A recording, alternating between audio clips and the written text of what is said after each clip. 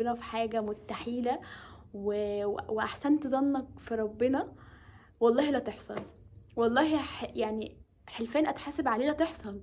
أنت بس احسن ظنك بربنا وتأكد إن الموضوع ده هيحصل وهيحصل. ربنا بيقول أنا عند حسن ظن عبدي بيه.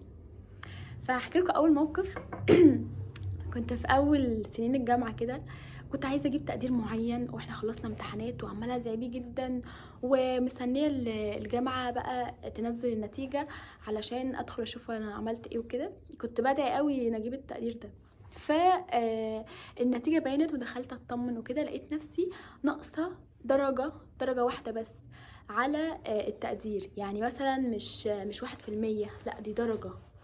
فقلت ماشي الحمد لله مش مشكلة ومش هزعل نفسي وانا تمام الحمد لله مش مشكلة وهعتبر نفسي جبت التقدير ده لان هي درجة مش 1%، وانا تمام كده كأني جايباه عادي.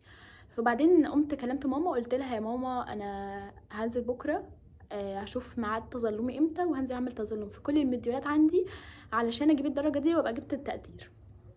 قالت لي تمام ماشي ماما عادي مفيش مشكله واللي انت عايزاه. المهم وخلاص اتفقنا تمام. والله عدى كام ساعه ولقيتهم بعتوا مسج على جروب السكشن. تخيلوا بيقولوا ايه؟ في سؤال اتلغى بدرجه والدفعه كلها زادت درجه. انتوا متخيلين؟ يا لهوي. فدخلت ساعتها فتحت موقع النتيجه تاني ولقيت فعلا ان انا زدت الدرجه وجبت التقدير اللي انا كنت عايزاه. متخيلين ده في كام ساعه بس؟ والله العظيم ده حصل. الموقف التاني